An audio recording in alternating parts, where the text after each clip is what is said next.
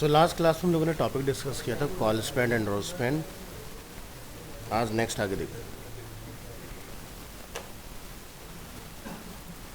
आज का टॉपिक अपना टेबल में स्टाइलिंग। ज़्यादा अर्जेंट डिस्कशन है, क्लास से ज़्यादा ज़रूरी है।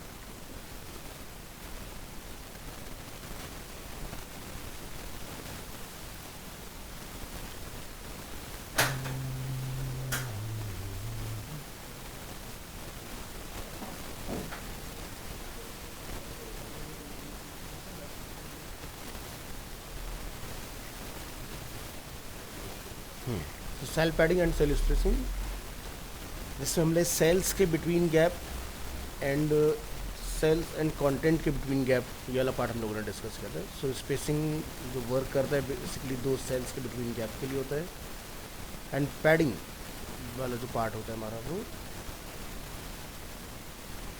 टेक्स्ट कंटेंट एंड सेल्स इसके बीच का पार्ट। तो स्पेसिंग के बाद आपका टॉपिक आता है col span and row span, like this. तो मान लीजिए कि आपको कभी कुछ ऐसी रिक्वायरमेंट आती है टेबल के अंदर कि किन्हीं दो सेल्स को आपको आपस में मर्ज करना हो या मे बी रो को मर्ज करना हो। सो एक्सेल अगर हम सभी लोगों ने यूज़ किया हुआ है तो आप लोगों ने नोटिस किया होगा, जैसे कि ये अगर हमारा पूरा एक अटेंडेंस शीट है फॉर एग्जांपल, तो इसका हेडर क्या है, मंथली बैच रिपोर्ट। ये सब क्या है, पूरा एक सेल हमें दिखाई दे रहा है ना। बट अगर हम लोग अटेंडेंस के कॉलम में आते हैं या फिर आपके कॉन्टैक्ट नंबर के कॉलम में आते हैं तो इसका स्पैनिंग कितना है, सिंगल कॉलम। सो यही सेम चीज़ें हम लोग अचीव करते हैं HTML में टेबल की हेल्प से। तो अगर आपको दो कॉलम्स को मर्ज करना है इसको हम बोलते हैं कॉल स्पैन। अगर आपको दो रो के सेल्स को मर्ज करना है इसको हम बोलते हैं रो स्पैन। ठीक है। सो ये एक डेमोन्स्ट्रेशन आपके सामने। तो चलिए इसके लिए क्या करना होता है हमें। तो अगर आप दो सेल्स को आपस में मर्ज करना चाहते हैं हॉरिजॉन्टली तो आपको लिखना होता है TD के अंदर एक attribute which is call span. ठीक है। सो डिफ़ॉल्ट कॉल स्पैन की जो वैल्यू होती है वो कितना होता है, 1। अगर आप मोर देन 1 सेल्स मर्ज करना चाह रहे हैं तब आप यहाँ से ग्रेटर देन 1 वैल्यू पुट कीजिए। तो जैसे यहाँ पर 2 सेल्स को हमने मर्ज किया तो हमने यहाँ पर कॉल स्पैन की वैल्यू क्या पुट किया हुआ है, 2। To make a cell span over multiple columns use the col span attribute. So col span is attribute, default value is 1, यानी कि जितने भी अभी आप सेल्स देख रहे हैं इन सभी की वैल्यू क्या है, 1। सो हमें दो को मर्ज करना है तो हमें यहाँ पर लिखना पड़ेगा वैल्यू 2। तो इसका एग्जांपल देखिए। सो यहाँ पर हमने जो नेम वाला पार्ट है उसको फर्स्ट नेम और लास्ट नेम दोनों के ऊपर स्पेंड किया। ठीक है। अगर हम चाहते तो इसको इस तरह से भी लिख सकते थे अलग अलग सेल्स के अंदर कि first name and last name, but overall देखा जाए तो एक ही नेम है ना, कंबाइंड। सो इसका स्पैनिंग हम लोगों ने दोनों सेल्स के ऊपर करा है। तो ये पॉसिबल होता है कॉल स्पैन की हेल्प से। इसी तरह से यहाँ पर आपको एक चीज़ को नोट करना है, the value of col span attribute represents the number of columns to span. For example अगर आप चाहते हैं कि ये नेम थ्रू आउट सेल्स के ऊपर दिखाई दे तो आप यहाँ पर इसकी वैल्यू को रखेंगे 3, मतलब नंबर ऑफ कॉलम्स जितने होंगे उतनी आप कॉल स्पैन की वैल्यू बढ़ा सकते हैं। एक चीज़ जो इसमें हमें ध्यान रखना है वो क्या है, उसके ऊपर एक नज़र डालिए। जब भी आप कॉल स्पैन की वैल्यू को इंक्रीज़ करेंगे तो आप नोटिस करेंगे सेकेंड रो में कितने कॉलम्स हैं, 3। यहाँ पर कितने हैं, 2। यानी कि अगर कॉलम की स्पेसिंग 2 होगी तो आपको एक सेल को भी लेस करना होगा स्पेस, यानी कि एक आपने रिमूव कर देना, यानी कि काउंट 3 ही होना चाहिए। सो अभी आप यहाँ देखेंगे ये है 2 + 1 = 3। नॉर्मली अगर हम लोग कॉल स्पैन यूज़ नहीं करते हैं तो आपका ये 3 काउंट होगा इस तरह से। ठीक है। ऐसे ही आपको रो स्पैन में काम करना होगा। रो स्पैन जो होता है वो आपका वर्टिकली मर्ज करता है। ठीक है। तो हम लोग सेकेंड रो के अंदर इसको अप्लाई कर रहे हैं तो हमने यहाँ पर वैल्यू पुट किया रो स्पैन 2। तो जब आप रो स्पैन अप्लाई करेंगे तो ध्यान रखना है उसके जो नेक्स्ट रो होगा उसमें से एक सेल आपने डिलीट करना है। कॉल स्पैन में सेम सेल जहाँ पर आपका रहेगा उसी रो से आपने एक सेल को रिमूव करना होगा। ठीक है। तो यहाँ पर एग्जांपल देखें रो स्पैन के अंदर। तो यहाँ पर हम लोगों ने फ़ोन नंबर जो यहाँ पर मेंशन किया हुआ है तो दोनों नंबर्स के आगे हम लोगों ने यहाँ पर फ़ोन की जो सेल्स है उसको मर्ज कर दिया इस तरह से। तो ये हुआ हमारा सेकंड एंड थर्ड रो मर्ज। तो देख सकते हैं सेकंड रो में हमने डिफाइन किया रो स्पैन 2, थर्ड रो से हमने एक सेल रिमूव किया। नहीं करेंगे तो क्या होगा, आपके 4 रो बन के तैयार हो जाएंगे इसके। So the value of row span attribute represents the number of rows to span. तो चलो जरा इसको थोड़ा सा चेंजेस करके देखते हैं कि अगर रिमूव नहीं करते हैं तब क्या प्रॉब्लम फेस करते हैं। ओपन करेंगे नोट पैड, फाइल ओपन। अब हम लोग यहाँ पर रो स्पैन जहाँ हम लोगों ने मेंशन किया हुआ है, तो सभी टीआर में आप देखेंगे हमारे पास 2 सेल्स अवेलेबल हैं। तो यहाँ पर एग्जाम्पल के तौर पर हम डिलीट नहीं करेंगे, इस बार टी डी NBSP लिख देते हैं, non breaking space and T D close. File को सेव कीजिए, रीलोड कीजिए। तो यहाँ पर आप देख सकते हैं क्या हो रहा है, एक सेल जो है हमारा वो इंक्रीज हो रहा है, जो कि टेबल के स्ट्रक्चर को क्या कर रहा है, डिस्टर्ब, है ना। ऐसा क्यों है, क्योंकि ऊपर वैल्यू कितना रो स्पैन का 2, और यहाँ पर हमने एक एडिशनल सेल जो है वो जो रिमूव करना होता है वो हमने रिमूव नहीं किया हुआ है। ठीक है, तो इस तरह से आपको ये प्रॉब्लम फेस करने के लिए, सिमिलरली आपको यही प्रॉब्लम फेस करने के लिए मिलेगा जब आप डिफाइन करते हैं कॉल स्पैन के साथ। File open, control O। अब आप यहाँ देखें हमने कॉल स्पैन की वैल्यू को क्या डिफाइन किया, 2 और यहाँ पर एज डिफाइन है, तो नेम और एज अगर दोनों का टोटल करते हैं वैल्यू बनता है 3। और सपोज कीजिए कि आप नहीं करते हैं डिलीट, तब क्या होता है। मैं इसको इस तरह से लिख लेता हूँ कुछ like first name and last name, but यहाँ पर हम कॉल स्पैन नहीं रखेंगे। अब ज़रा रीलोड करें तो क्या दिखाई दिया, स्पैनिंग तो यहाँ पर 2 ही है, लेकिन लास्ट में एक सेल हमारे पास एक्स्ट्रा क्रिएट हुआ है। तो समझ में आया रिमूव क्यों कर रहे हैं। अगर रिमूव नहीं करेंगे तो टेबल का स्ट्रक्चर डिस्टर्ब होगा हमारा, तो काउंट उतना ही आना चाहिए। यानी कि अगर हमारे पास सभी रो में 3 कॉलम्स हैं तो कॉल स्पैन 2 प्लस एज मिला के आपका टोटल 3 हो चुका है ऑलरेडी। ठीक है, जैसे ही रिफ्रेश करेंगे प्रॉब्लम फिक्स हो जाएगा। ठीक है, तो मैं फर्स्ट नेम की जगह लिख देता हूँ फुलनेस।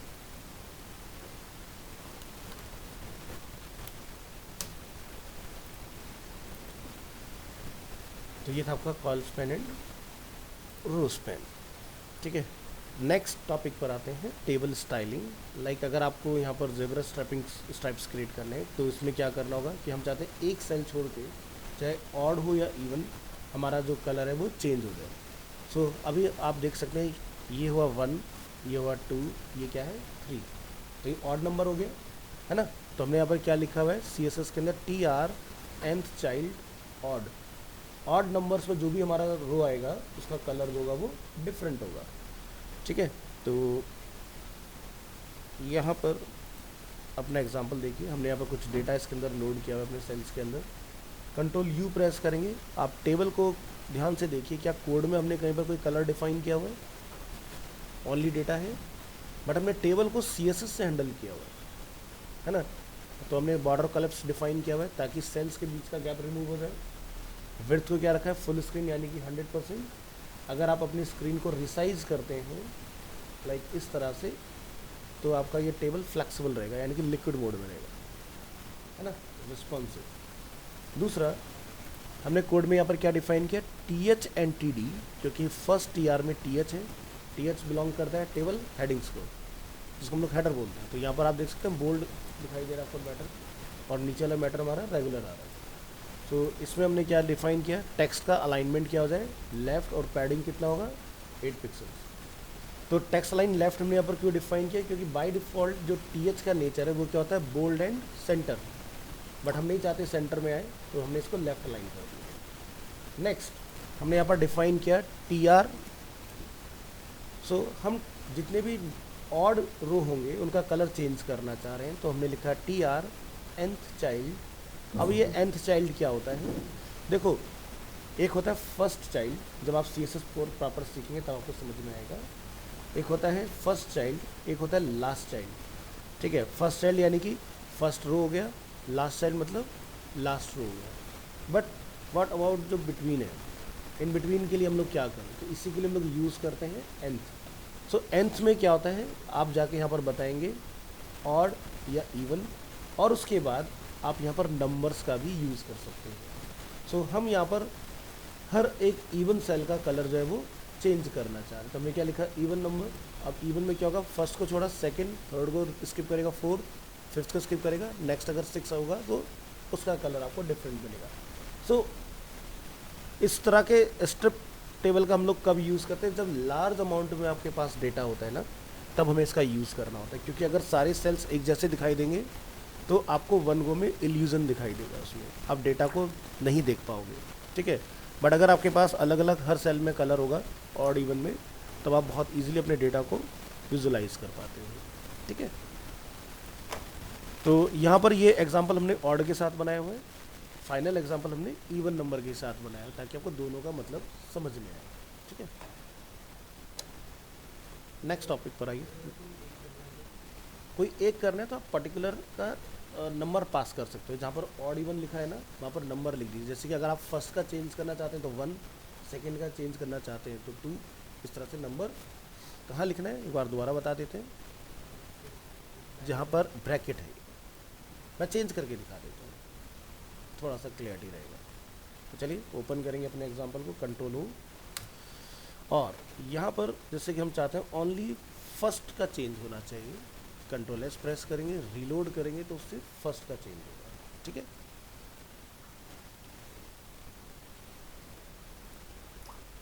क्लियर है। सो यहाँ देखिए, if you use odd instead of A1 the styling will occur on row number 1, 3, 5 etcetera instead of 2, 4, 6। तो 2, 4, 6 हो गया हमारा इवन नंबर, एंड 1, 3, 5 हमारा क्या हो गया, ऑड नंबर। अब बात करते हैं वर्टिकल की। ये तो हो गया हॉरिजॉन्टल मोड में। वर्टिकल में आप क्या करेंगे, सो वर्टिकल जेब्रा स्ट्रिप के लिए आपने यहाँ पर डिफाइन है, to make vertical zebra strip style every other column instead of every other row.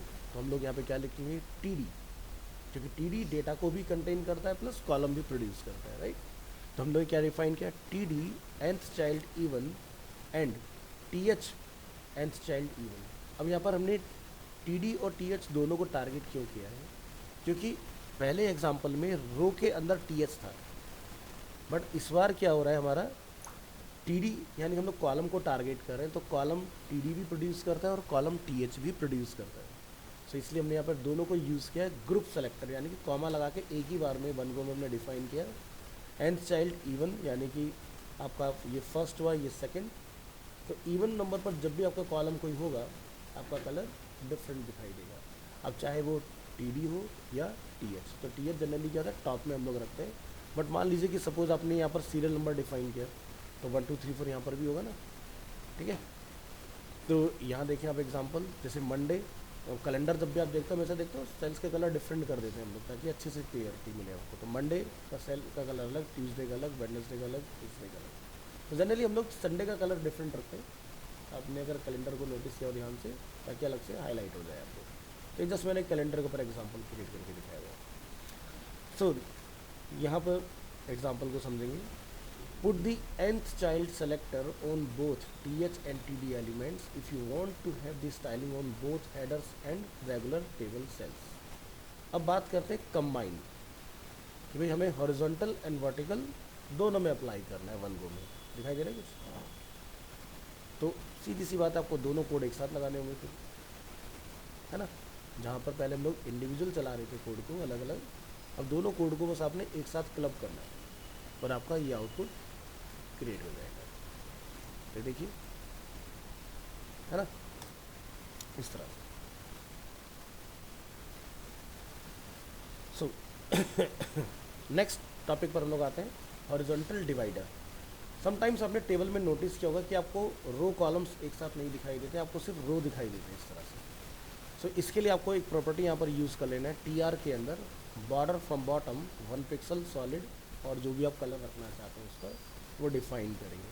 तो TR में हमने यहाँ पर एक प्रॉपर्टी मेंशन किया है CSS का बॉर्डर बॉटम, तो बॉटम से ही बॉर्डर आएगा, बाकी 3 साइड्स यानी कि टॉप, राइट और लेफ्ट, वहाँ पर आपको बॉर्डर नहीं मिलेगा। अगर आपने लिखा ओनली बॉर्डर, तो आपको 4 साइड से बॉर्डर मिलेगा, ठीक है।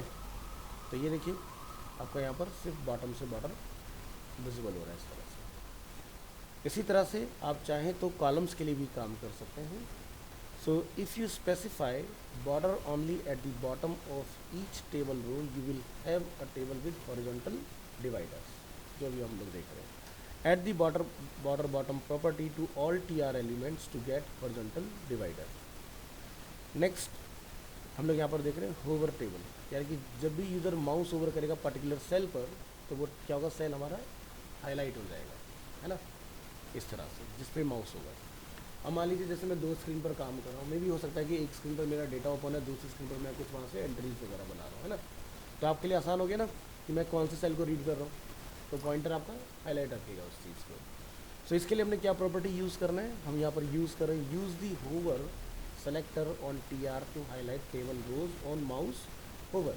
हमने यहाँ पर सिर्फ इतना मेंशन किया TR। अब टेबल में जितने भी नंबर ऑफ TR होंगे सभी के लिए वर्किंग होगा। हमने यहाँ पर सूडो यूज़ किया होवर, यानी कि जैसे माउस ओवर होगा आपने जो भी कलर यहाँ पर असाइन किया होगा वो कलर आपको डिस्प्ले हो जाएगा। ठीक है, प्रॉपर्टी देख लीजिए CSS की, यहाँ पर हमने सिर्फ ये पार्ट लिखा है जिससे वाला काम आपका कंप्लीट होगा। नेक्स्ट टॉपिक पर आते हैं, कॉल ग्रुप। अब हम यहाँ पर वन गो में एक कॉलम ग्रुप को पूरा टारगेट करना चाह रहे हैं, नो मैटर कि उसमें कितने नंबर ऑफ कॉलम्स हैं, ठीक है, एक साथ।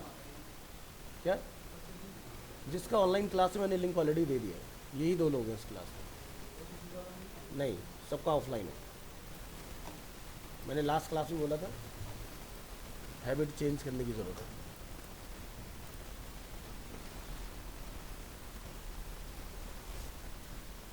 चलिए, तो col groups element is use to style specific columns of a table. So if you want to style the 2 first column of a table, use the call group। तो call group work कैसे करता है, क्योंकि ये तो बिल्कुल normal table की तरह ही आपको डिस्प्ले हो रहा है ना। तो आपको यहाँ पर क्या करना है, मेंशन करना है टेबल के अंदर कॉल ग्रुप, एक एलिमेंट आपको अलग से दिया जाता है। अब आप कितने यहाँ पर कॉलम्स को इसमें टारगेट करना चाह रहे हैं, ठीक है। तो जैसे कि हमारे पास हमने कैलेंडर बनाना सीख लिया ऑलरेडी, जिसमें 1 2 3 4 5 6 इस तरह से हमने पूरा मेंशन करके रखा हुआ है डेटा। रन एग्जाम्पल पर क्लिक करते हैं तो हमारा पूरा कैलेंडर बन के रेडी हो गया। अब यहाँ पर मुझे मंडे और ट्यूसडे जैसे 2 का मैंने कलर चेंज किया, जनरली 1 का होता है, लेकिन कॉल ग्रुप की बात हो रही थी तो मैंने 2 को मर्ज करके कलर चेंज करके दिखाया है। बट आप पूरे संडे का 1 गो में कलर चेंज कर सकते हो with the help of this technique, ठीक है। तो यहाँ पर आप नोटिस करेंगे हमने कोड में क्या लिखा है, कॉल ग्रुप, देन उसके अंदर कॉल स्पैन 2, ठीक है, और यहाँ से अपना बैकग्राउंड कलर। तो यानी कि आपका फर्स्ट एंड सेकंड ये दोनों जो आपके कॉल ग्रुप हैं इनका आपको कलर चेंज मिल जाएगा इसके अंदर, ठीक है।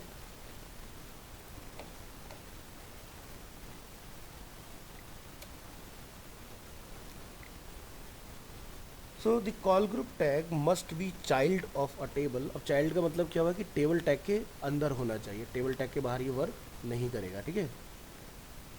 Child of a table element and should be placed before any other table elements like T header, TR, TD, etc. But after the caption element if present.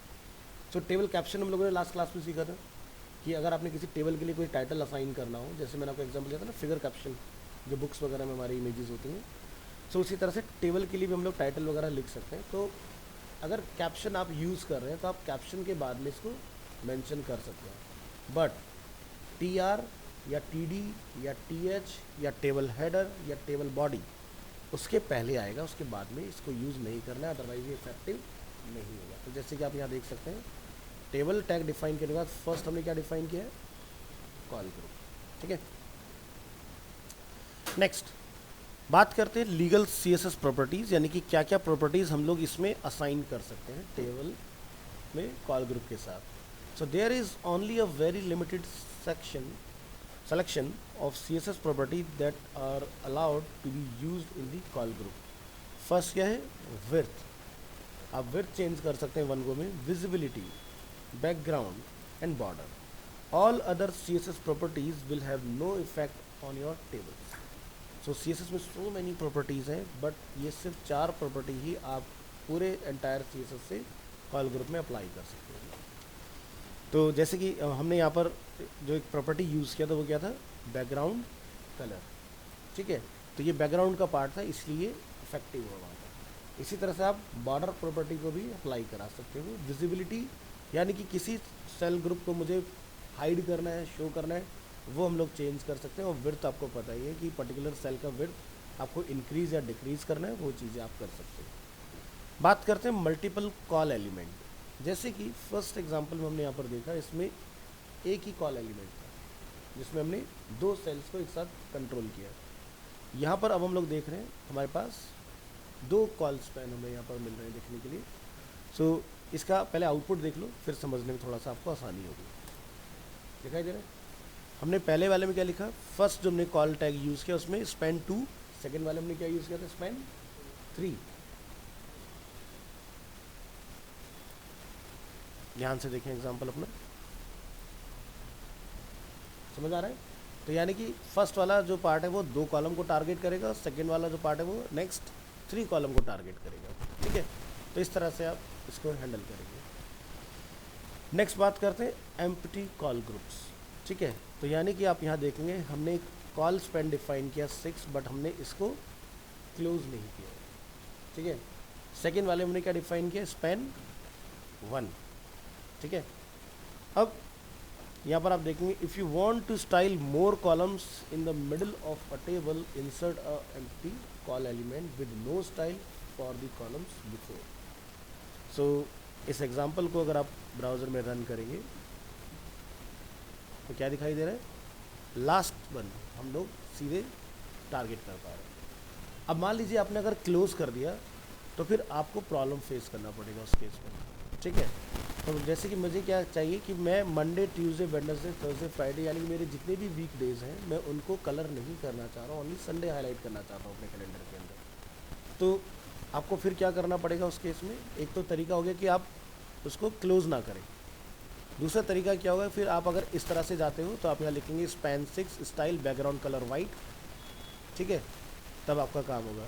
या फिर मुझे इसको डिफाइन करना है ब्लैंक, और सीधे जिसको आपने टारगेट करना है जो रिमेनिंग बचा हमारे पास उसका आप अपना नंबर डिफाइन करेंगे। तो देखो 6 + 1 कितना हो गया, 7 हो गया। काउंट करके देखो क्या 7 ही कॉलम है ना। तो इस तरह से आप चेंज करेंगे। नेक्स्ट बात करते हैं कॉलम्स को हाइड करने की, ठीक है, विजिबिलिटी। सो यहाँ पर हम फर्स्ट 2 को छोड़ के जो नेक्स्ट हमारे पास 3 हैं उनकी विजिबिलिटी को क्या कर रहे हैं, कोलैप्स। पहले एग्जांपल देखिए,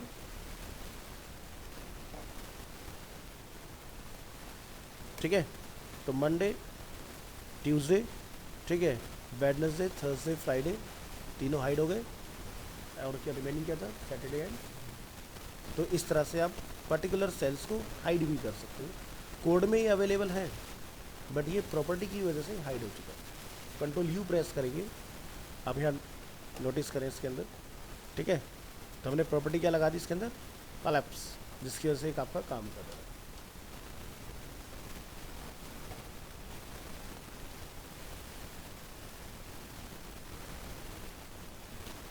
सो टेबल के बाद आपका नेक्स्ट टॉपिक आता है लिस्ट। अच्छा, इससे आगे बढ़ने से पहले मैं आपको एक बार फिर से रिपीट कर देता हूँ। 2008 तक जो वेबसाइट्स बनते थे वो बनते थे टेबल की हेल्प से।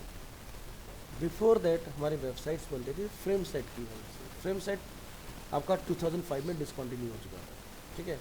उसका टेबल्स का ट्रेंड चला और 2008 में जब HTML5 का बीटा फेज इंट्रोड्यूस हुआ तो हमारे वेबसाइट्स बनने स्टार्ट हुए डिव के साथ। बट एक होता है ना कि हैबिट आपकी जिस चीज़ की बन जाती है वो धीरे धीरे खत्म होती है ना। सो 2008 से डिव में स्टार्ट तो हुआ, लेकिन मेजॉरिटी ऑफ पीपल जो थे वो वेबसाइट्स तब भी 2012 तक टेबल में ही बना रहे थे। बट मैंने आपको एक स्ट्रक्चर समझाया था लास्ट क्लास में कि जो गूगल का एल्गोरिदम होता है, जो बॉट होता है, जो डेटा को एनालाइज करता है, उसको डेटा तक पहुंचने में बहुत सारे नंबर ऑफ टैग्स में मूव करना पड़ता है, जैसे कि टेबल, TR, TH, या टेबल, T-बॉडी, TH, ठीक है। तो इस तरह से बहुत लेंदी प्रोसेस हो जाता है। डिव के अंदर क्या होता है कि डिव टैग हम लोग जैसे डिफाइन करते हैं, जो आपका अभी स्टार्ट हो जाएगा नेक्स्ट टॉपिक, तो उसमें क्या होता है, इमीडिएट आफ्टर क्या होता है, आपका कंटेंट होता है। तो जिससे क्या होता है, कंटेंट बहुत जल्दी आपका रैंक करने लग जाता है, ठीक है, और आपकी वेबसाइट भी काफ़ी लाइट वेट क्रिएट होती है इसके अंदर। सो टेबल डोम पर काफ़ी हैवी स्ट्रक्चर प्रोड्यूस करता है, तो टेबल में बनी हुई साइट्स जो होती हैं वो आपकी स्लो लोड होती हैं। और आज की डेट में आप ये तो चाहोगे नहीं कि कोई विजिटर अगर आपकी साइट को विजिट कर रहा है तो उसको टाइम लगे आपके कंटेंट को एक्सपीरियंस करने के लिए, है ना। तो टेबल का बस आपने ध्यान रखना है कि लार्ज अमाउंट में अगर कहीं पर डेटा है तभी आप उसका यूज़ करेंगे। अब मैं आपको इसका एक प्रैक्टिकल एग्जांपल दिखाता हूँ, आपको समझ में आएगा कि कहाँ पर किस तरह से इसको यूज़ किया जाता है।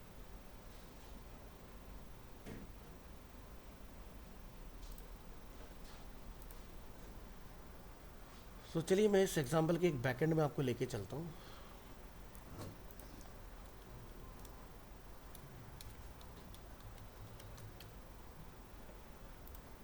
यहाँ पर लॉगिन कर लेते हैं हम लोग।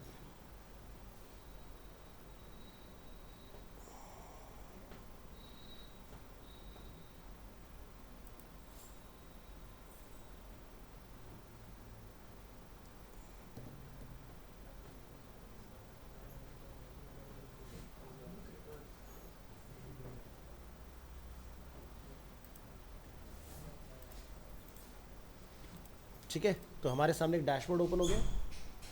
अब ये क्या है डैशबोर्ड, एक ई कॉमर्स वेबसाइट का डैशबोर्ड हम लोग देख रहे हैं। देखो क्या होता है कि आप जैसे फ्लिपकार्ट से कुछ भी शॉपिंग करने के लिए जाते हो तो वो वेबसाइट का एक फ्रंट एंड आप देख रहे हैं, लेकिन उस वेबसाइट में प्रोडक्ट डाले कैसे जाते हैं ये उसका बैक एंड है, ठीक है। यानी कि फॉर एग्जांपल अगर आप एक साइट के ऑनर हैं तो आपको एक वेबसाइट को चलाने के लिए कोडिंग सीखने की ज़रूरत तो है नहीं, क्योंकि आप तो किसी से वो डिज़ाइन कराओगे। डिज़ाइन करने वाला पर्सन क्या करेगा, आपके बैकएंड का भी एक फ्रंट एंड डिज़ाइन करता है। सो अभी आप देखो यहाँ पर ये स्ट्रक्चर पे ज़रा नज़र डालो, क्या है ये, समझ में आ रहा है?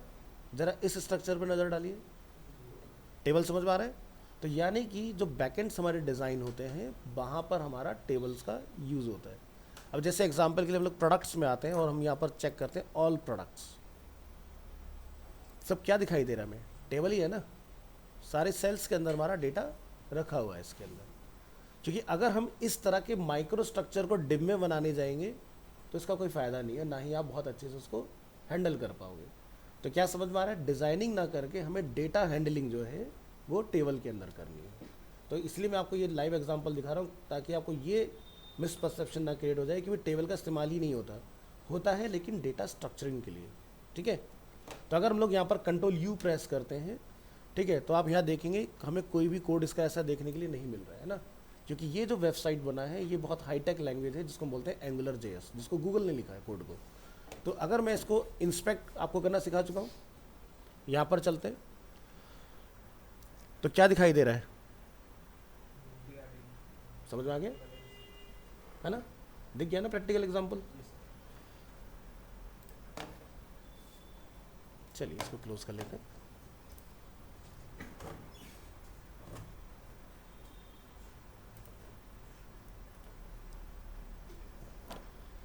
लग रहा है इनमें से कोई ज्वाइन नहीं करेगा, बंद करो। चलिए नेक्स्ट टॉपिक हमारे पास लिस्ट, ठीक है। HTML list, HTML list allow web developer to group a set of related items in list. तो ये लिस्ट स्टाइल आप लोगों ने अपनी बुक्स वगैरह में भी देखे हुए हैं ना। तो ये क्या होता है, समटाइम्स टॉपिक के अंदर सब टॉपिक्स भी होते हैं तो उसको हम लोग नेस्टेड बोलते हैं। तो एग्जांपल जैसे कि अनऑर्डर लिस्ट क्या होता है, जिसमें हमें कोई सीक्वेंस ना पता चले, like 1 2 3 4 ABCD first second third fourth example. और ऑर्डर में क्या होता है, आपको एक सीक्वेंस मिलेगा, ठीक है, 1 2 3 4, ठीक है। तो अनऑर्डर का डिफ़ॉल्ट स्टाइल ये होता है, ऑर्डर का डिफ़ॉल्ट स्टाइल 1 2 3 4 होता है, यानी कि डेसिमल फॉर्म में आपको मिलेगा देखने के लिए। रन करते हैं एग्जाम्पल, तो ये आप देख सकते हैं, और इसका कोड क्या होता है वो आप यहाँ देखिए।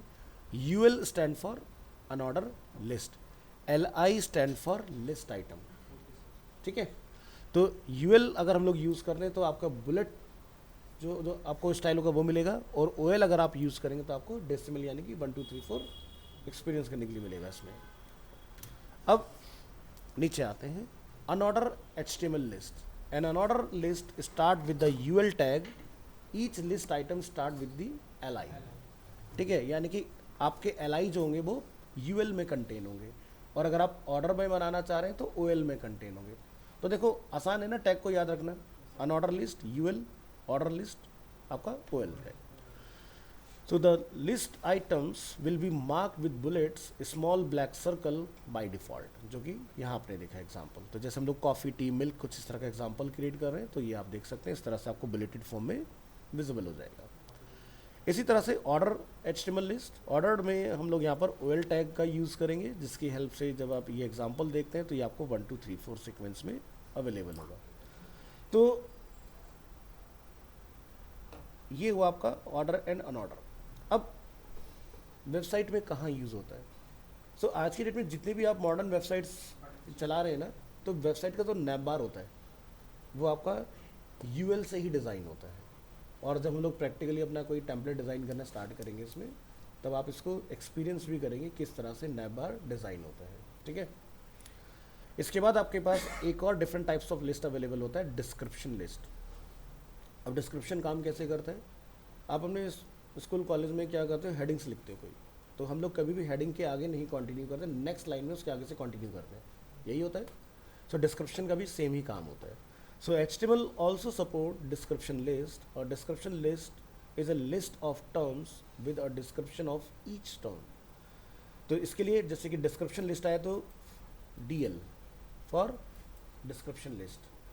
फिर टर्म की बात आती है तो हम लोग लिखते हैं पर DT, डिस्क्रिप्शन टर्म। ठीक है, फिर आपका डिस्क्रिप्शन आएगा।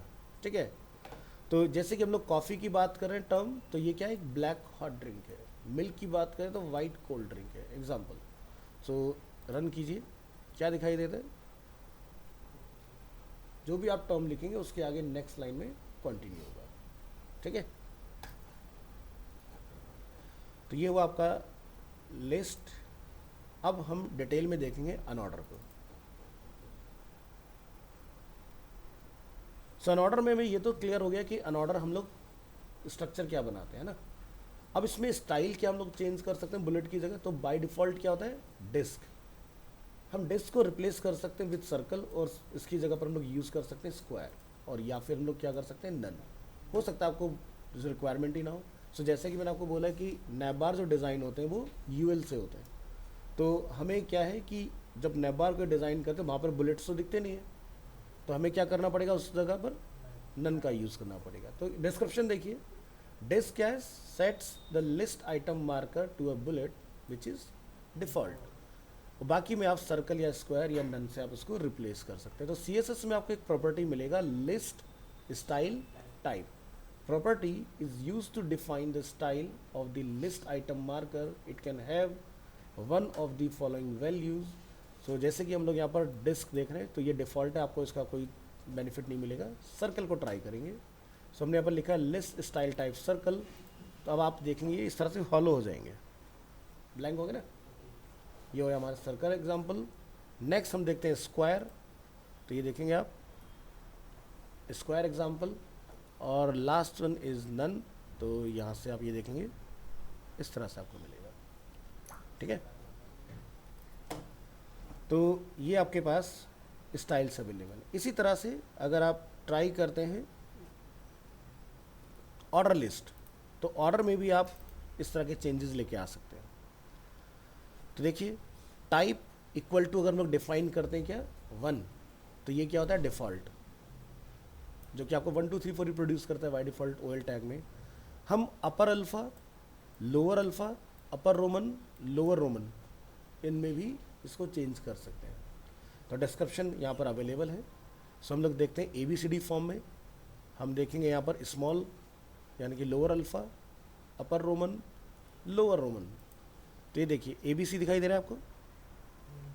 Next small ABC, first second third Roman, upper, and this one lower Roman. तो ये स्टाइल आप चेंज कर सकते हैं। नेक्स्ट बात करते हैं नेस्टेड की। सो जैसे आप यहाँ पर देख रहे हैं, OL हमारा मेन कंटेनर टैग है, उसके अंदर LI हमारा कंटेन हो रखा है, लेकिन यहाँ पर हमने T के कुछ वेरिएंट्स बताए। भाई T के 2 टाइप, जैसे यहाँ पर हमने लिखा है black T and green tea, और भी बहुत सारे होते हैं, बट हमें जस्ट इतना एग्जांपल क्लियर करना है। तो आप यहाँ नोटिस करेंगे इसको, ये कुछ इस तरह से हमें दिखाई दे रहा है 1 2, लेकिन T के भी सब पार्ट्स आपको यहाँ पर मिल रहे हैं 1 2 इस तरह से। अब ये जो एग्जांपल हमने यहाँ पर बनाया है, अगर कंटिन्यूटी की बात की जाए तो ये देखो 1 2 3 सही चल रहा है और ये अपना 1 2 अलग स्टार्ट हो रहा है ना। बट कभी भी अगर आपने बुक्स के अंदर एग्जाम्पल देखा हो तो इस तरह से सीक्वेंस नहीं होता। अगर ये 1 2 3 है, ठीक है, तो या तो रोमन में होगा, या तो ये अपर रोमन लोअर रोमन में होगा, या फिर अपर अल्फ़ा और लोअर अल्फ़ा में आपको मिलेगा। ऐसे ही होता है ना, कैपिटल ए फिर उसके सब जो पार्ट आपको मिलेंगे स्मॉल ABCD होंगे। तो ये आप चेंज कर सकते हैं। कैसे चेंज करना है, यहाँ से हम लोग इसको करेंगे कॉपी, ओपन करेंगे नोटपैड, फाइल ओपन, और यहाँ पर आपको चेंजेस लेके आने। तो हम यहाँ पर लिख सकते हैं OL टाइप इक्वल टू, आप यहाँ डिफाइन करेंगे अपर अल्फ़ा, और इसी टाइप को अपन यहाँ से यूज़ करेंगे, इधर क्या लिखेंगे लोअर अल्फ़ा, और यहाँ जाके आपने क्या करना है, चेंज हो गया, इस तरफ से करना है। तो ये हमारा नेस्टेड लिस्ट का एग्जांपल।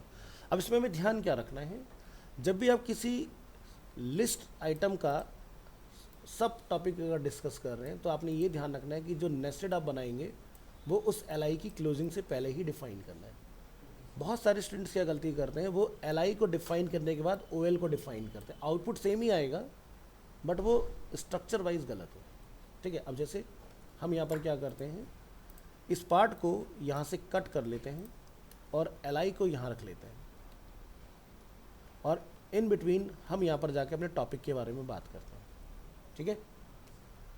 आउटपुट में आपको कोई भी चेंजेस देखने के लिए नहीं मिलेगा, सेम ही आउटपुट आपको मिलेगा, बट ये टेक्निकली गलत हो गया, ठीक है। तो ये नहीं चलेगा, आपको उसका ध्यान रखना है कि हम इस टॉपिक की बात कर रहे थे बट आप इस टॉपिक से अब बाहर आ चुके हो, तो आपको इसको कहाँ कंटेन कराना है, before closing this LI।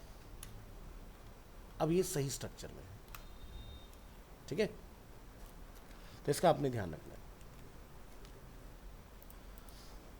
Next, so a list item LI can contain a new list and other HTML element like image and links etc. यानी कि आप ज़रूरी नहीं कि LI में नेस्टेड लिस्ट ही चला सकते हैं, आप कोई भी एलिमेंट चला सकते हैं, क्योंकि आपको कई बार सब टॉपिक्स में इमेजेस भी देखने के लिए मिल जाते हैं, तो पॉसिबल है, चलेगा। Next topic, other list items की हम लोग बात करते हैं। तो यहाँ पर जैसे हमारा डिस्क्रिप्शन लिस्ट है, तो इसमें कोई ज़्यादा आपके पास अपॉर्चुनिटीज़ नहीं है चेंजेस करने की, ये ऐसा ही रहेगा, ठीक है। तो लिस्ट हमने यहाँ पर डिस्कस किए टोटल कितने, 3, ठीक है, unordered, order and description. But earlier क्या होता था कि आपके पास टोटल 6 स्टाइल हुआ करते थे। हाँ, आपका बिगिनिंग होता था अनऑर्डर, फिर आपका होता था ऑर्डर, फिर हमारे पास होता था कॉम्पैक्ट लिस्ट। बट ये क्या हुआ, बाद में इसको डिसकंटिन्यू कर दिया, डेप्रिकेट कर दिया गया, ठीक है। फिर हमारा आता था डिस्क्रिप्शन, जो कि हमने डिस्कस किया। नेस्टेड कोई अलग से नहीं है, बट ये आपका OL और UL दोनों के अंदर ही एप्लीकेबल होता है। इसके बाद हमारे पास आता था नंबर 6 पर डायरेक्टरी एंड मेन्यू लिस्ट। तो ये डायरेक्टरी एंड मेन्यू लिस्ट भी आपका डिसकंटिन्यू कर देगा, क्योंकि बाद में इनका भी आउटपुट जो था वो ऑर्डर और अनऑर्डर के फॉर्म में ही आता था, ठीक है। सो अब आज की डेट में मॉडर्न में जो यूज़ हो रहा है वो है अनऑर्डर, ऑर्डर एंड डिस्क्रिप्शन। और नेस्टेड कोई अलग से टाइप नहीं है, यानी कि किसी भी टॉपिक के अंदर अगर आप कुछ भी सब topic define, that is a nested, ठीक है। नेक्स्ट टॉपिक पर आते हैं, ब्लॉक एंड इनलाइन। अब ये ब्लॉक और इनलाइन क्या होता है, आपने नोटिस किया होगा जितनी बार भी आप हेडिंग टैग का इस्तेमाल करते हो हर बार वो एक न्यू लाइन प्रोड्यूस करता है, ठीक है। बट अगर हम लोग ए टैग को मल्टीपल टाइम यूज़ करते हैं, like visit Google, visit Yahoo, visit arena for example, तो ये क्या होगा, एक ही लाइन में कंटिन्यू होगा। सो जो भी HTML एलिमेंट एक ही लाइन में रेंडर होता है, that is a inline element. और जो एलिमेंट न्यू लाइन प्रोड्यूस करे, फॉर एग्जांपल पैराग्राफ, आप जितनी बार भी P टैग का इस्तेमाल करोगे एक नया पैराग्राफ प्रोड्यूस होगा और न्यू लाइन से होगा। सो ये क्या होगा, हमारा ब्लॉक एलिमेंट, ठीक है। सो देखिए example, block and inline. So every HTML element has a default display value depending on what type of element it is. The 2 most common display values R block and inline. So block label element, a block label element always starts on a new line and the browser automatically adds some space, a margin जिसको हम लोग बोलते हैं before and after of the element। अब जैसे कि ये एक पैराग्राफ है, तो क्या हो रहा है, बिफोर आफ्टर गैप है ना, ठीक है। इसी तरह से अगर आप हेडिंग यूज़ करोगे तो बिफोर आफ्टर गैप दिखाई दे रहा है ना भाई, ये चीज़। So a block level element always takes up a full width available stretch out to the left and right as far as it can. तो एग्जाम्पल ऐसा समझिए कि हमने कोई पैराग्राफ बनाया। सो पैराग्राफ में आपने सिर्फ लिखा दिस इज़ अ पैराग्राफ, ठीक है, बट उसकी जो लेंथ है वो फुल स्क्रीन होती है, यानी कि वो फुल विड्थ को यूटिलाइज करता है। सिमिलरली हेडिंग्स, ठीक है, या अगर हम लोग डिव बनाएंगे, डिव भी ब्लॉक होता है, वो भी फुल विड्थ को लेता है। अब इसको प्रैक्टिकली कैसे समझें हम लोग। सो यहाँ से हम एक एग्जाम्पल ओपन करेंगे, ठीक है। अब आप यहाँ पर देखें, ये हेलो वर्ल्ड जो हमने डिफाइन किया है, ये कहाँ पर लिखा हुआ है, कंट्रोल यू प्रेस करते हैं, एक पैराग्राफ के अंदर है। हमने पैराग्राफ को क्या बोला, border 1 pixel solid and black. अब आप यहाँ पर क्या नोटिस करते हैं, जितना बड़ा मेरा स्क्रीन है उतना ही बड़ा मेरा पैराग्राफ का लेंथ दिखाई दे रहा है। इसी तरह से सेकंड हेलो वर्ड जो हमने डिफाइन किया, ठीक है, वो हमने कहाँ पर डिफाइन किया हुआ है, डिव के अंदर, क्योंकि डिव भी एक ब्लॉक एलिमेंट होता है। सो आप यहाँ देखेंगे अगेन इसका भी विड्थ बिल्कुल पैराग्राफ की तरह फुल विड्थ आ रहा है। सो ध्यान रखेंगे जितने भी ब्लॉक लेवल एलिमेंट हैं वो सब क्या होते हैं, फुल विड्थ, यानी कि एंटायर स्क्रीन को यूटिलाइज करते हैं। सो the p and the div element are both block elements and they will always start on a new line and take up the full width available जो भी आपका screen का रहने वाला है, ठीक है। सो यहाँ पर आते हैं, तो मैंने एक एग्जांपल यहीं पर आपको प्रोड्यूस करके दिखाया है इसका। 2 commonly use block elements are paragraph and div, क्योंकि एक वेबसाइट को बनाने के लिए ये सबसे ज़्यादा यूज़ होने वाले हैं, क्योंकि आप टेक्स्ट तो लिखेंगे, क्योंकि अगर आप कुछ डिस्क्राइब नहीं करेंगे तो सर्च इंजन इंडेक्स क्या करेगा। तो यानी कि विजुअल्स भी चाहिए हमें, ठीक है, स्ट्रक्चर की रिक्वायरमेंट रहेगी और आपको कंटेंट की भी रिक्वायरमेंट रहेगी। सो सबसे ज़्यादा यूज़ होने वाले 2 एलिमेंट जो एक वेबसाइट में होते हैं वो पैराग्राफ एंड डिव है। So p element defines a paragraph in an HTML document and div element define a division or a section in an HTML document. अब ये डिवीजन और सेक्शन क्या होता है, लेट्स से कि भाई मेरे पास ये फुल विड्थ है और मुझे इसके 2 पार्ट करने हैं, यानी 2 कॉलम बनाने हैं, तो ये क्या हुआ, डिवीजन हुआ। और अगर मुझे इसी तरह का फुल विड्थ का मुझे 2 नए सेक्शन बनाने, like section 1 section 2, entire row को क्या बोलते हैं, सेक्शन। और किसी रो के अंदर अगर मेरे पास 2 कॉलम्स हैं उसको क्या बोलते हैं, डिवीजन, ठीक है। यानी कि जैसे ये 2 स्क्रीन आप ध्यान से देखें, ये एक रो है, लेकिन ये मॉनिटर एक अलग हो गया, ये एक मॉनिटर अलग हो गया, तो ये क्या हुआ, इस रो का डिवीजन, ठीक है। तो डिव दोनों काम के लिए यूज़ होता है, लेकिन डिव का जो फुल फॉर्म होता है वो डिवीजन ही होता है, ठीक है। Div stand for division. तो हमारे पास नंबर ऑफ ऐसे कितने एलिमेंट्स हैं जो आपके क्या है, ब्लॉक लेवल एलिमेंट्स हैं। सो एड्रेस टैग आपको पढ़ाया हुआ है, जब मैंने आपको टैग्स की प्रॉपर्टीज़ पढ़ाई थी। Article tag, aside, block code, canvas, D, div, DL, DT, field set, figure caption, figure, footer, form, heading H1 से लेके H6, header tag, HR, LI, main, nav, no script, OL, paragraph, pre tag, section, table, T footer, UL and video. ये जितने भी मैंने यहाँ पर tags आपके लिए लिखे हैं ये सब क्या है, ब्लॉक लेवल। यानी कि जब भी आप इनमें से कोई भी टैग इस्तेमाल करेंगे वो ऑटोमेटिकली न्यू लाइन से ही स्टार्ट होगा, और अगर आप उस टैग के बाद में कोई नया पार्ट लिखते हो वो भी ऑटोमेटिक न्यू लाइन में जाएगा, क्योंकि ब्लॉक एलिमेंट का हमने देखा ना, बिफोर एंड आफ्टर एक लाइन का गैप होगा, ठीक है। तो ये नंबर ऑफ टैग्स हम लोग देख रहे हैं। तो इसमें से हमने अभी तक की जर्नी में कौन कौन से टैग देख लिए, एड्रेस, आर्टिकल अभी हमने यूज़ नहीं किया, असाइड भी हमने यूज़ नहीं किया, ब्लॉक कोड हमने यूज़ किया, कैनवस अभी हमने यूज़ नहीं किया, DD आज ही हमने यूज़ किया है, डिव, ठीक है, DL आज ही यूज़ किया हमने, DT, field set, figure caption अभी हमने यूज़ नहीं किया है, फिगर का यूज़ नहीं किया है, फुटर का अभी हमने यूज़ नहीं किया है, फॉर्म भी यूज़ नहीं किया, H1 2 यूज़ कर चुके हैं, HR, LI आज ही यूज़ किया हम लोगों ने, OL, पैराग्राफ, प्री टैग ये हमने यूज़ किया हुआ है, UL टैग हम लोगों ने यूज़ किया हुआ है। सो रिमेनिंग टैग जितने भी रहते हैं वो आपके आगे जो जर्नी है उसमें कवर अप हो जाएंगे। बात करते हैं इनलाइन एलिमेंट्स की। An inline elements does not start on a new line, ठीक है। An inline element only takes up a much width as necessary. So जैसे कि हमने क्या लिखा है पर, this is a span element inside a paragraph. अब स्पैन टैग जो होता है इसको हम लोग क्या बोलते हैं, इनलाइन, ठीक है। सो इनलाइन हमारे पास बहुत सारे नंबर ऑफ टैग्स हैं, जितने भी मैंने नीचे लिस्ट यहाँ पर मेंशन की, सब क्या है, इनलाइन को बिलोंग करती है, ठीक है। तो इनलाइन क्या है कि अगर आप कहीं पर भी इस्तेमाल करोगे वो सेम लाइन में वर्क करेगा, नया लाइन प्रोड्यूस नहीं करेगा। अब जैसे आपने इमेज टैग यूज़ करना सीख लिया, हम अपने फाइल में इमेजेस कॉल करना जानते हैं, किस टैग की हेल्प से होता है, img। एग्जाम्पल पर आते हैं, इस URL को हम लोग यहाँ से कॉपी करेंगे और नोटपैड ओपन करेंगे, कंट्रोल O, और आप यहाँ पर कोई इमेज लेके आइए, क्या लिखेंगे, img src, alt for alternate text. यहाँ पर आप लिखें इमेजेस स्लैश, अपने फोल्डर में आइए। हम बहुत बड़ा इमेज नहीं लेंगे, कोई स्मॉल इमेज के साथ जाएंगे। तो एग्जांपल के लिए हमारे पास गूगल की इमेज अवेलेबल है और इसका जो फाइल टाइप होगा वो PNG या JPG, तो JPG में हमें दिखाई दे रहा है। तो आप कॉपी करें इसका नेम, लिखिए images स्लैश google.jpg। अब आप ये देखें कि गाइस बातें मत कीजिए प्लीज़। इमेज टैग हमने किसके बाद डिफाइन किया है, पैराग्राफ।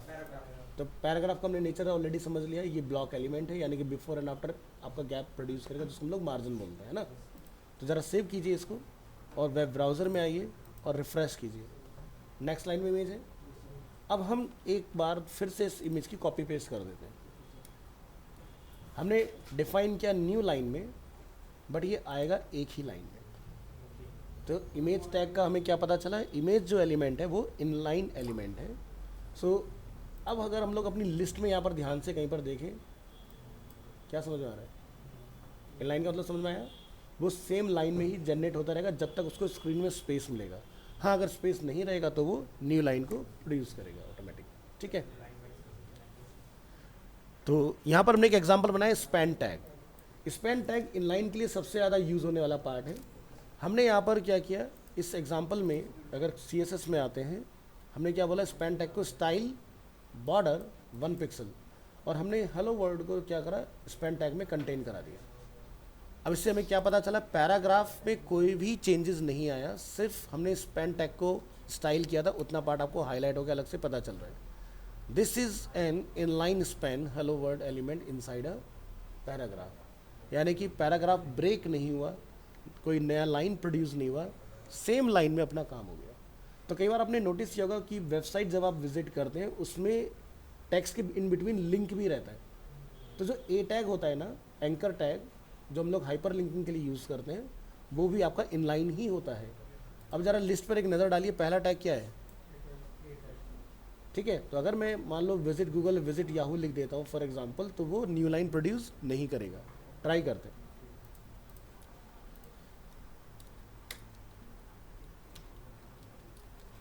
मैं कोई हाइपर लिंक नहीं रखूँगा, मैंने यहाँ पर डाल दिया इसको लिंक 1, लिंक 2। ब्राउज़र में आए, अपने एग्जाम्पल को रिलोड कीजिए, क्या दिखाई देता है, ये अगर हमारा इमेज है सेम में ही आ रहा है ना, कोई नया लाइन तो नहीं बना। तो ये होता है इनलाइन एलिमेंट। अब अच्छे से क्लियर है, यानी कि block level element new line से स्टार्ट होते हैं और इनलाइन एलिमेंट सेम लाइन में ही कंटिन्यू होंगे, ठीक है। अब हम ब्राउज़र को छोटा करेंगे और इसको देखिए, जैसे ही स्पेस कम हुआ ऑटोमेटिकली मैटर ब्रेक हुआ, है ना। तो ये है आपके इनलाइन एग्जाम्पल, ए टैग, एब्रिब्रेशन, एक्रोनियम, बोल्ड, BDO, जिसको हम लोग पढ़ चुके ऑलरेडी, बाई डायरेक्शनल टेक्स्ट। सो आपको ये सभी टैग हम लोग पढ़ा चुके हैं। बिग, ये भी आप पढ़ चुके हो। बिग में क्या होता है, आपका टेक्स्ट रेगुलर के कंपैरेटिवली लार्ज साइज में दिखाई देता है। BR for break. Button tag भी हम लोग यूज़ कर चुके हैं, साइट का भी हम लोगों ने यूज़ किया, कोड का हम लोगों ने यूज़ किया, डेफिनेशन का भी हम लोगों ने यूज़ नहीं किया है। EM आप यूज़ कर चुके हैं, emphasise. I for italic, IMG tag आपने यूज़ किया। इनपुट KBD अभी हमने यूज़ नहीं किया है, ठीक है। लेवल अभी यूज़ नहीं हुआ। मैप हम लोग यूज़ कर चुके हैं, इमेज के ऊपर हमने बनाया था। ऑब्जेक्ट अभी हमने यूज़ नहीं किया है, ठीक है। आउटपुट अभी हमने यूज़ नहीं किया। क्यू का आप यूज़ कर चुके हैं। सैम्पल स्क्रिप्ट का भी यूज़ नहीं हुआ, सेलेक्ट का यूज़ नहीं है। स्मॉल आप यूज़ कर चुके हैं। स्पैन जस्ट अभी हम लोगों ने यूज़ किया यहाँ पर। स्ट्रॉन्ग आप यूज़ कर चुके हैं। सब script, super script, text area अभी हमने ट्राई नहीं किया है, टाइम हमने ट्राई नहीं किया अभी, टी टेली टाइप जो टेक्स्ट होता है ये हम लोग ट्राई कर चुके हैं, और वेरिएबल अभी हमारा रिमेनिंग है इसके अंदर। तो इसमें से देखा जाए तो 50% से ज़्यादा टैग हम लोग ऑलरेडी यूज़ कर चुके हैं, जो टेक्स्ट की हैंडलिंग के लिए हम लोग, यानी कि प्रॉपर्टी के लिए हम लोग यूज़ करते हैं। नेक्स्ट टॉपिक पर आते हैं, डिव एलिमेंट।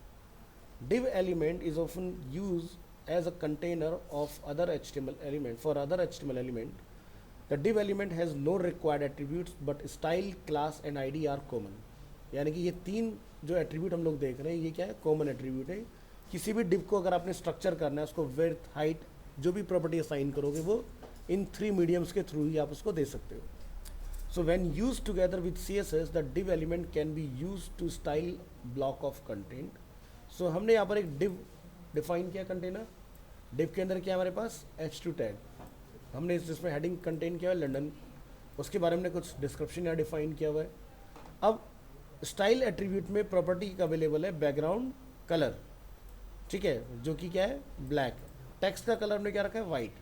पैडिंग हमने कितना रखा है, 20। यानी कि ये जो एलिमेंट हमने इसके अंदर डिफाइन किए हुए हैं तो वो आपका 20 पिक्सल्स का लेफ्ट राइट से गैप मेंटेन करके क्रिएट होने वाले हैं। ट्राई करें, रन एग्जाम्पल, क्या दिखाई देता है ना। तो इस तरह से अगर आप कुछ सेक्शन वगैरह बनाना चाह रहे हैं तो div की हेल्प से आप बना सकते हैं इजीली। और आप जब कोई वेबसाइट विजिट करते हैं लाइक flipkart.com,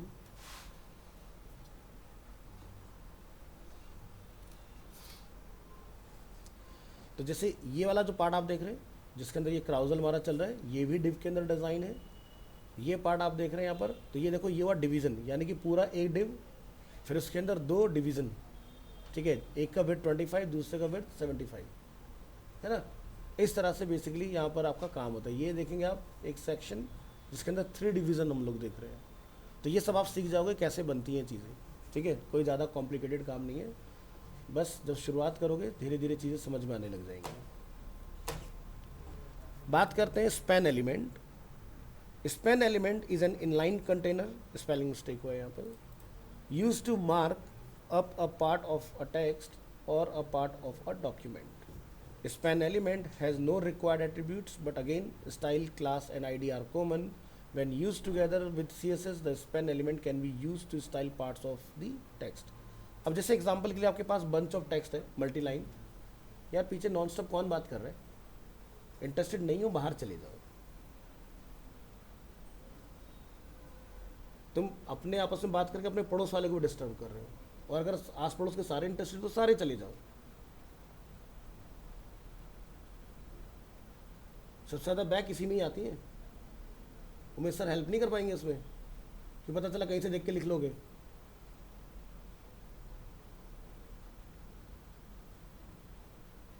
तो अपने टाइम की वैल्यू समझो, ग्रेजुएशन करने जा रहे हो,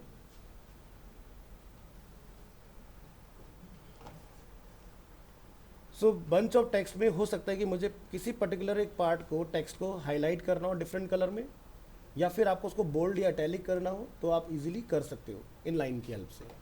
सो जैसे कि आप यहाँ देखेंगे द स्पेन एलिमेंट, और एक यहाँ स्टेटमेंट अवेलेबल है, my mother has blue I and my father has dark green eyes for example. तो आप यहाँ देखते हैं स्पेन में हमने स्टाइल प्रॉपर्टी क्या यूज़ किया, colour blue, and font wait हमने क्या किया, बोल्ड।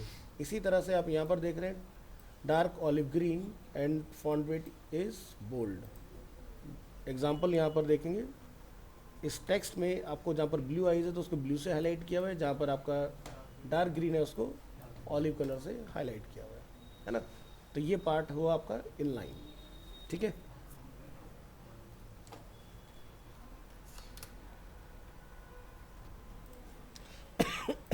सॉरी,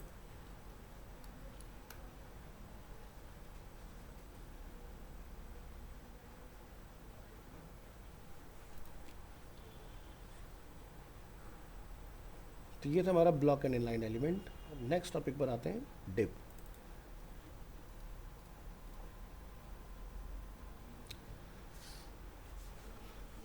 सो डिव का आपने मेजरली यूज़ करना है किसी भी इंफॉर्मेशन को कंटेन कराने के लिए, है ना।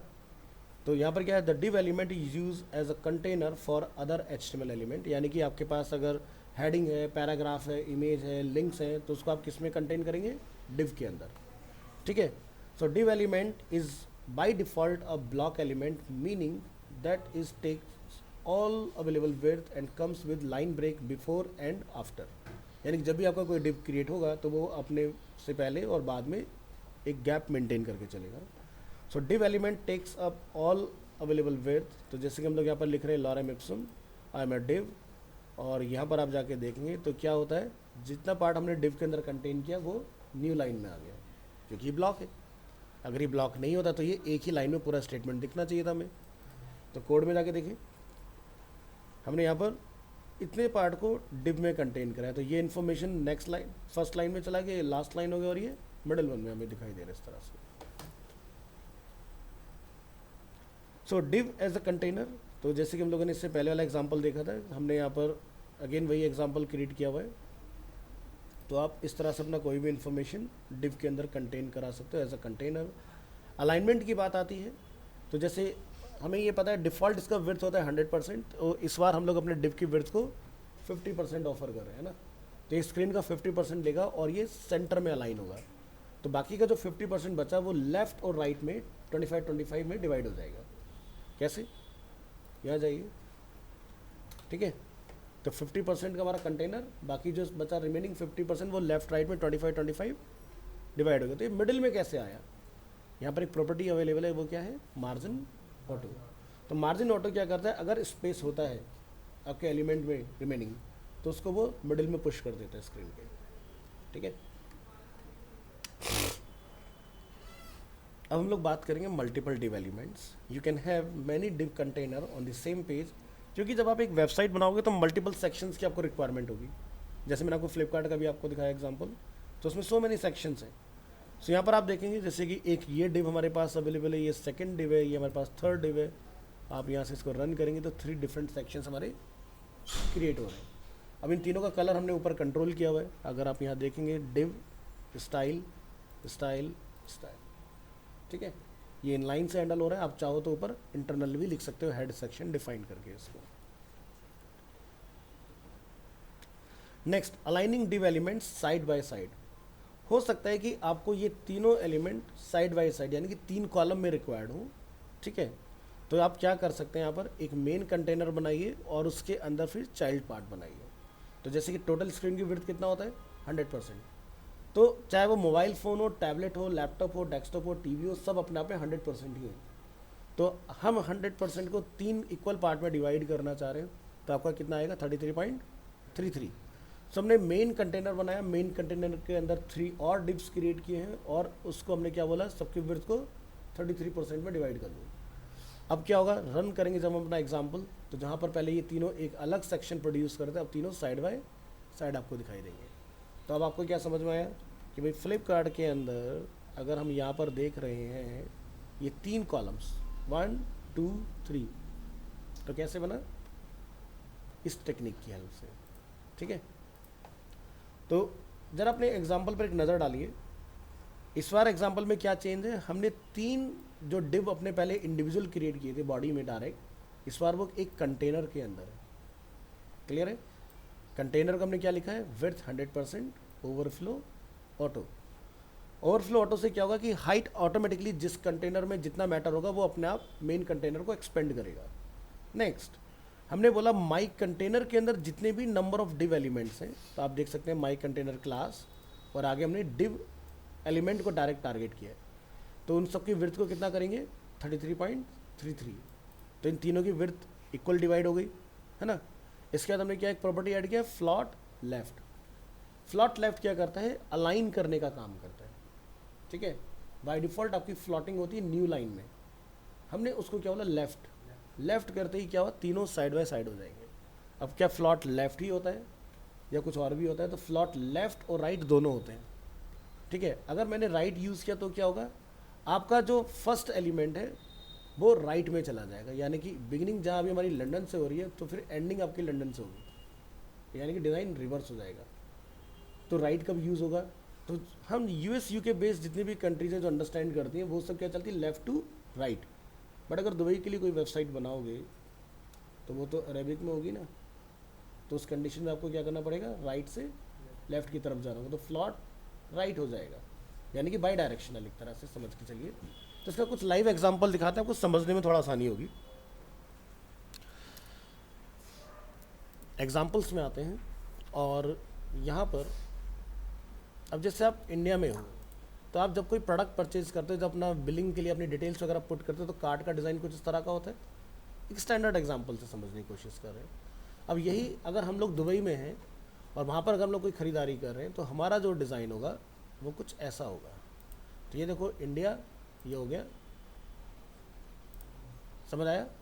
तो लैंग्वेज डिफरेंट है, ये क्या है, ये अरेबिक लैंग्वेज है। कैसे पता है? यहाँ पर अगर हम लोग अगर ट्रांसलेटर पर क्लिक करेंगे तो डिफ़ॉल्ट मुझे बताना चाहिए इसको। वेट करिए, सेंस कर रहा होगा अभी उसको। रिलोड कर लीजिए एक बार अगेन, ये देखिए क्या लिखा रहा है, अरेबिक। तो चेंज हो गया ना डिज़ाइन।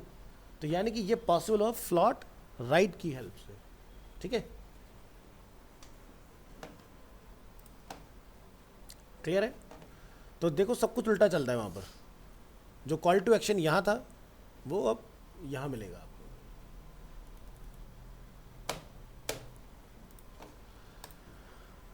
तो ये जो फ्लॉट वाला हमने अभी एग्जांपल देखा, ठीक है, तो ये एग्जांपल देखो, फ्लॉट जो इंट्रोड्यूस किया गया था ना, वो किया गया था पोजीशनिंग और अलाइनमेंट के लिए। बट जब तक हमारे पास HTML5 अवेलेबल नहीं हुआ था ना, तो हम लोग वेबसाइट्स ही डिज़ाइन फ्लॉट के थ्रू करते थे, ठीक है। बट आज के इस मॉडर्न उसमें हम लोग फ्लॉट का यूज़ सिर्फ अलाइनमेंट के लिए करते हैं, ना कि वेबसाइट को डिज़ाइन करने के लिए। बट हो सकता है आप में से कुछ लोग जब जॉब पर जाएं और वो वेब डिज़ाइनर बन जाते हैं तो क्या होता है कि मे बी कोई प्रोजेक्ट आपके पास इतना पुराना आ जाए जो मेंटेनेंस के लिए आ गया, तो मैं आपको फ्लॉट से डिज़ाइन करना भी सिखाऊंगा चीज़ें, सो दैट कि आपको उसको हैंडल कैसे करना है मॉडर्न उसमें। लाइक अब जी जो यूज़ होता है वो फ्लॉट का यूज़ ना करके हम लोग फ्लैक्स और ग्रिड का यूज़ करते हैं। ये लेटेस्ट टेक्नोलॉजी है, ठीक है। तो आप उसका यूज़ करेंगे अपना अगर सेल्फ डिज़ाइन बना रहे हैं स्क्रैच से। और अगर कोई मेंटेनेंस के लिए आता है तो वो हो सकता है फ्लॉट में हो, तो आपको पता होना चाहिए कि फ्लॉट के साथ डील कैसे करते हैं, ठीक है। तो सीखेंगे प्रैक्टिकली आगे। बात करते हैं इनलाइन ब्लॉक। इनलाइन एलिमेंट हमने सीखा, अब क्या है इनलाइन ब्लॉक, ठीक है। इनलाइन ब्लॉक की हेल्प से क्या आपको बेनिफिट आएगा ये समझेंगे। If you change the div element property from block to inline block, by default होता है ब्लॉक, हम उसको बोलते हैं इनलाइन ब्लॉक। इनलाइन ब्लॉक लिखने से क्या होगा कि आपका कंटेंट अगर आप विड्थ नहीं दे रहे हैं तो जितना भी मैटर होगा उतनी ही विड्थ वो लेगा, ठीक है। तो यहाँ पर हम देखेंगे block to inline block, the div elements will no longer add a line break before and after and will be displayed side by side instead of on top of each other.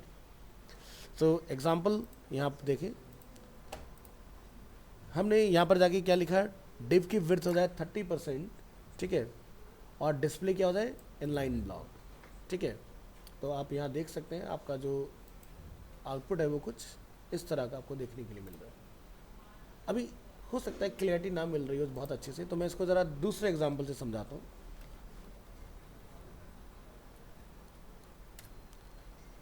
हम इस div के बाद में एक paragraph बनाते हैं, clear है। और इस पैराग्राफ को अपन करेंगे यहाँ से क्लोज। हमने लिखा this is a paragraph and this one is another paragraph.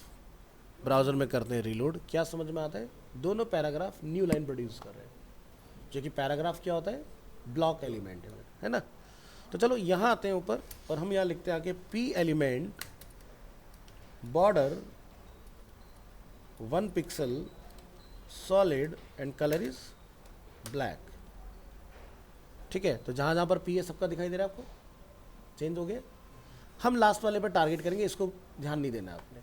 अब हम यहाँ पर ये बोलते हैं कि ये जो हमारा पैराग्राफ है ये इनलाइन हो जाए। तो अभी आप देख रहे हैं यहाँ पर ये पैराग्राफ अलग अलग लाइन में है। जैसे मैं बोलता हूँ इसको इनलाइन ब्लॉक, तो जो पैराग्राफ आपको अभी अलग अलग लाइन में दिखाई दे रहे हैं वो क्या हो जाते हैं इनलाइन।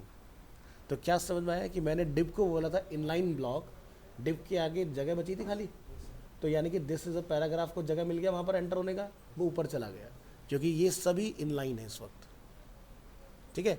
तो इनलाइन ब्लॉक में हमें क्या समझ में आता है कि जितना मैटर होगा उतना ही विड्थ वो लेगा, ठीक है। यानी कि दिस इज अ पैराग्राफ में इतने मैटर था तो बॉर्डर उतने एरिया पे दिखाई दे रहे हैं, इस अनदर पैराग्राफ में मैटर ज़्यादा था तो उसका विड्थ ज़्यादा है।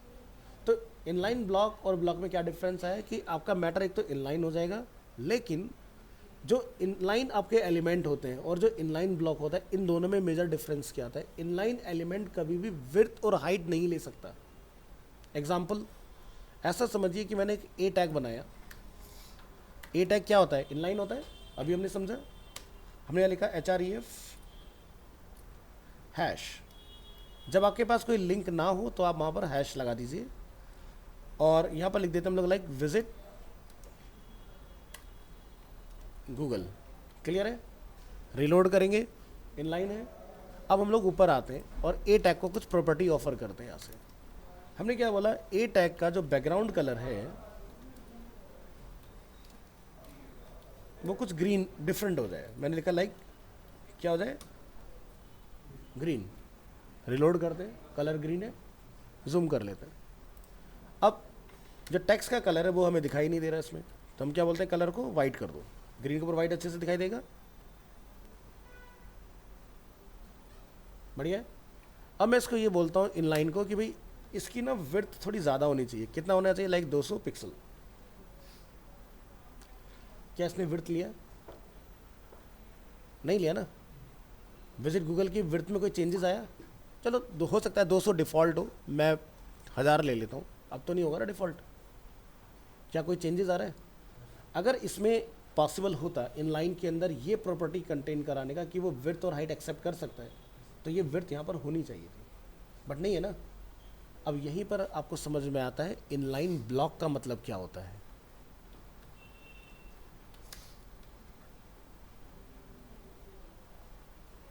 तो यानी कि इनलाइन और इनलाइन ब्लॉक डिफरेंस समझ आया। यानी कि इनलाइन हाइट और विड्थ को एक्सेप्ट नहीं कर सकता है, लेकिन इनलाइन ब्लॉक कर सकता है। समझ आया। तो ये डिफरेंस समझाने के लिए मैंने आपके लिए एग्जांपल क्रिएट किया है। हटा देते हैं इन सब चीज़ों को।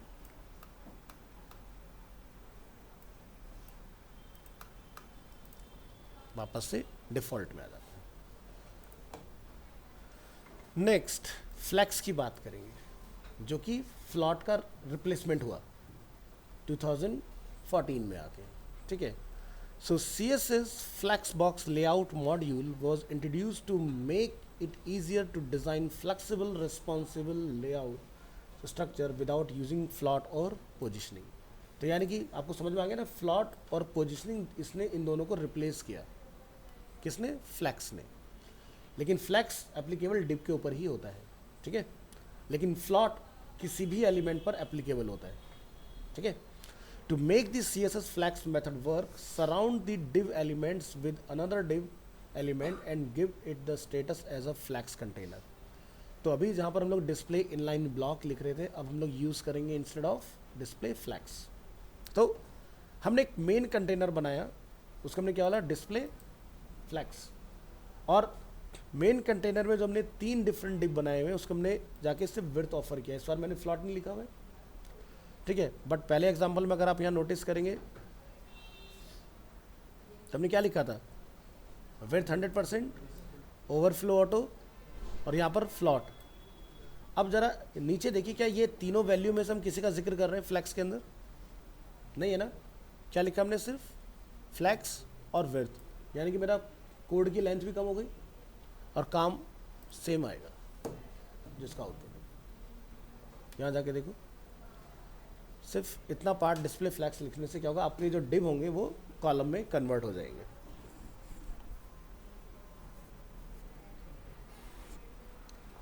सो ये वाली टेक्निक आज की डेट में यूज होती है वेबसाइट्स को डिजाइन करने के लिए।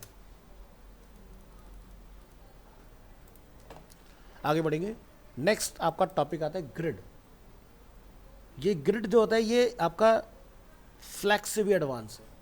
अब फ्लैक्स से एडवांस क्यों है, क्योंकि फ्लैक्स को रन करने के लिए आपने एक चीज़ नोटिस किया होगा, क्या लिखा है, to make the CSS flex method work surround the div elements with another div element. यानी कि फ्लैक्स चलाने के लिए मुझे एक मेन कंटेनर की ज़रूरत है, तभी वो चाइल्ड पर एप्लीकेबल होगा। ग्रिड में ऐसा नहीं है। यानी कि ग्रिड को ऐसा समझो, ग्रिड ये कहता है कि अगर आपको कोई रो बनानी है तो आपको रो के लिए एक सेक्शन बनाने की ज़रूरत नहीं है, आप डायरेक्टली अप्लाई कर सकते हो। यानी कि मेरा कोड और छोटा हो गया पहले से। तो चलिए आते हैं ग्रिड के ऊपर। The CSS Grid Layout module offer a grid-based layout system with rows and columns, making it easier to design web pages without having to use float and positioning. Again, sounds almost the same as Flex, but has the ability to define more than one row and position each row individually. The CSS grid method requires that you surround the div elements with another div element and give the status as a grid container and must specify the width of each column. तो इस बार हम क्या देख रहे हैं, only grid container, display का type क्या है ग्रिड, और ग्रिड टेम्पलेट कॉलम की विड्थ हमने कितना डिफाइन किया 33 पॉइंट, ठीक है। तो यानी कि 100% हमने 3 कॉलम में डिवाइड कर दिया। रन करेंगे एग्जाम्पल, सेम आउटपुट। CSS में जैसे कि मैंने बोला था कोड की लेंथ कम हो जाएगी, हो गई कम, एक ही उसमें काम खत्म हो गया ना कंटेनर में। तो ये फ़ायदा होता है ग्रिड का। तो ग्रिड फ्लेक्स से भी एडवांस है, बट काम कुछ वैसा ही करता है लेकिन कोड की लेंथ घटा देता है। तो ध्यान रखना, एक वेबसाइट को बनाने के लिए शाबाशी ये नहीं कि तुमने कितना बड़ा कोड लिखा, आपने सेम डिज़ाइन कितने कम कोड में अचीव किया, वो आपके लिए प्लस पॉइंट होगा। क्योंकि जितना लार्जर कोड होगा उतना लोडिंग टाइम होगा, और जितना स्मॉल कोड होगा उतना लोडिंग टाइम फास्ट होगा, ठीक है। तो इस एग्जांपल में हमने फ्लॉट, फ्लैक्स एंड ग्रिड तीनों में डिफरेंस देखा, और तीनों में क्या एडवांटेज है वो भी हम लोगों ने समझा है ना। नेक्स्ट टॉपिक पर आते हैं।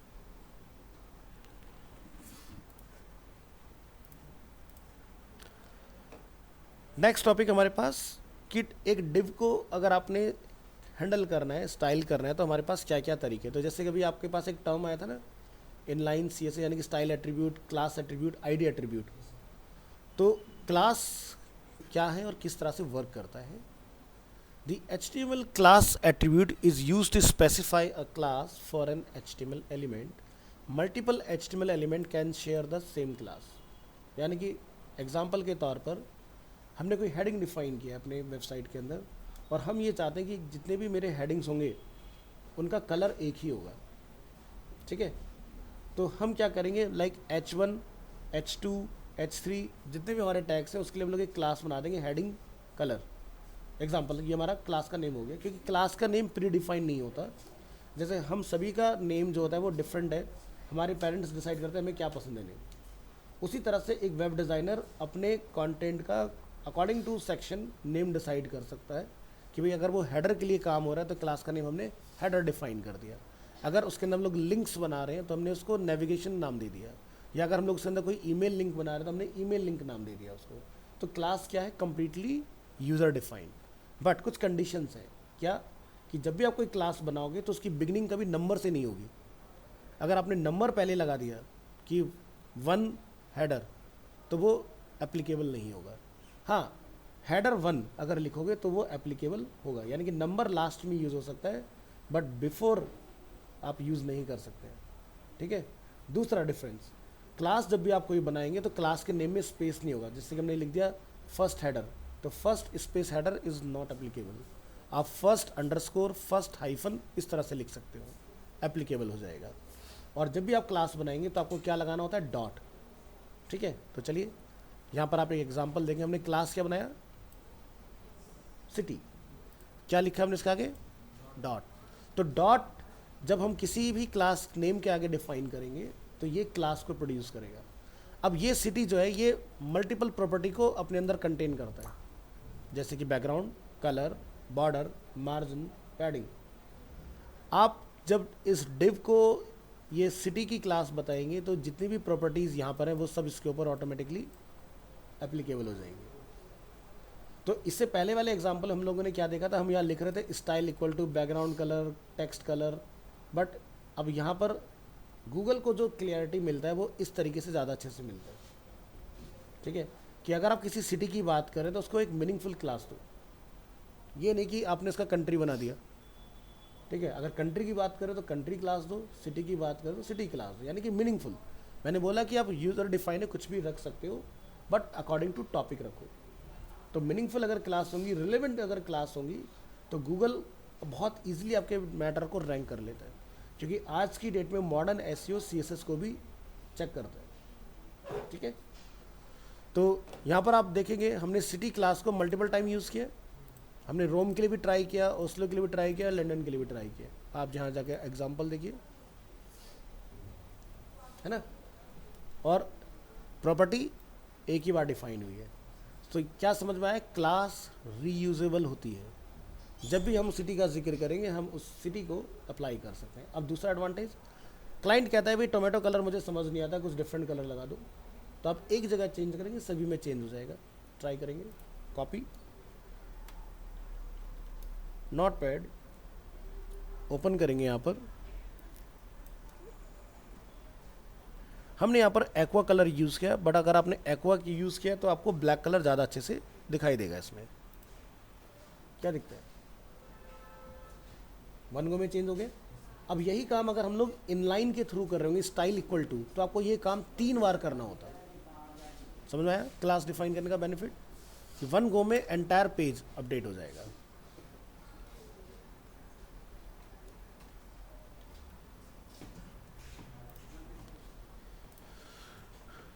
तो चलिए जरा इसके बारे में थोड़ा पढ़ लेते हैं।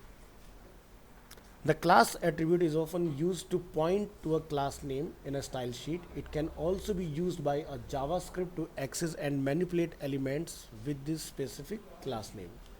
तो जावास्क्रिप्ट भी CSS को मैनिपुलेट कर सकती है। अब जैसे एग्जांपल के तौर पर आज की डेट में आप बहुत सारी ऐसी वेबसाइट्स देखते हो जहाँ पर मोड चेंज कर लेते हैं हम लोग, light mode, dark mode. Live example से समझेंगे।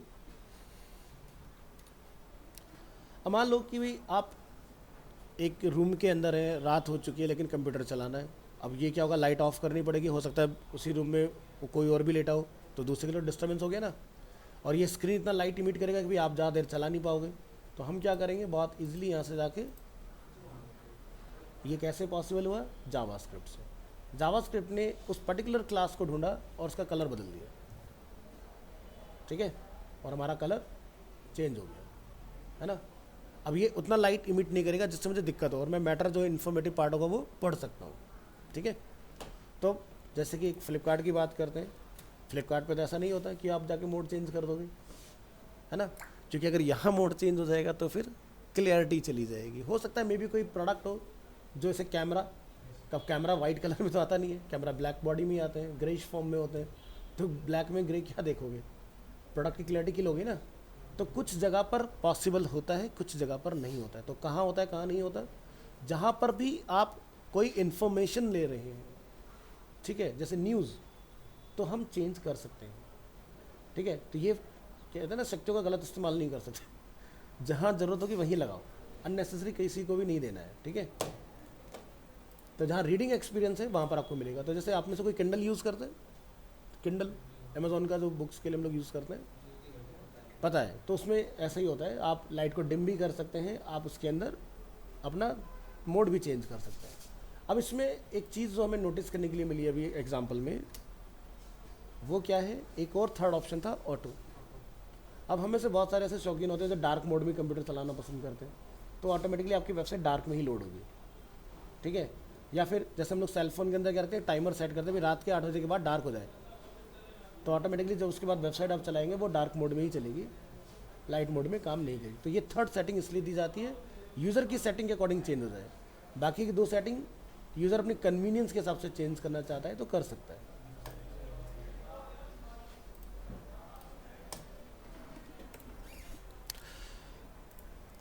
तो इस टॉपिक को हम लोग नेक्स्ट क्लास में आगे कंटिन्यू करेंगे, ठीक है। तो HTML क्लास एक बार दोबारा डिस्कस होगा, बात करेंगे इसको।